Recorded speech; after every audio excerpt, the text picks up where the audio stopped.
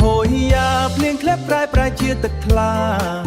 ក្រមុំស្រុកស្រែចុះដើររើសខ្យងតាមវាលស្រែដល់ខែធ្លាក់ភ្លៀងមេឃរះខ្មៅខ្មាញ់ក្រមុំស្រុកនាងស្លៀងសពុតពណ៌ផ្កាឈូកចាំងកាន់កញ្ច្រែងដៃដើរតាមភ្លឺស្រែរើសក្តាមរើសខ្យងទឹកភ្លៀងហូរត្រជាក់កាយស្នាមញញឹមស្រីស្រែមើលហើយបេះដូងរំភើបស្រីស្អាតធម្មជាតិបងឃើញហើយចង់ថ្នមដល់ខែធ្លាក់ភ្លៀងក្រមុំស្រុកនាងដើររើសនៅក្តាមខ្យងទឹកស្រែរលោងប៉ះជើងស្រីមាត់ល្អបងឈរមើលផងចិត្តលងស្នេហ៍មិនដឹងខ្លួន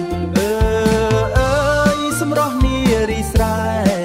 អើផាយសាមភ្លៀងកាន់កញ្ច្រែងដើរញញឹមទូរស់សាមញ្ញ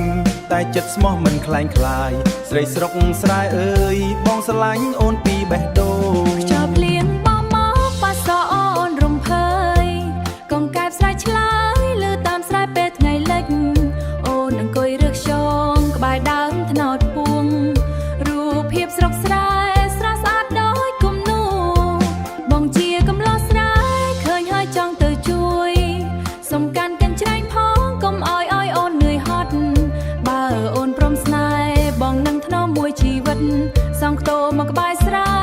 រស់ជាមួយអូនមិនឆ្ងាយដល់ខែធ្លាក់ភ្លៀងក្រមុំស្រុកនាងដើររើសនៅក្តាមខ្យងសំឡេងខ្លុយបន្លឺលីភ្លេងត្រពីចម្ងាយបងឈរចាំផ្លូវសុំស្នេហ៍ពីស្រីស្រុកស្រែក៏ស្រោរីងលឹងឡស្នេហ៍បងនឹងអូនរីកដូចភ្លៀងដើមវស្សាជីវិតអ្នកស្រែទូក្រតែមានស្នាមញញឹមសុំត្រឹម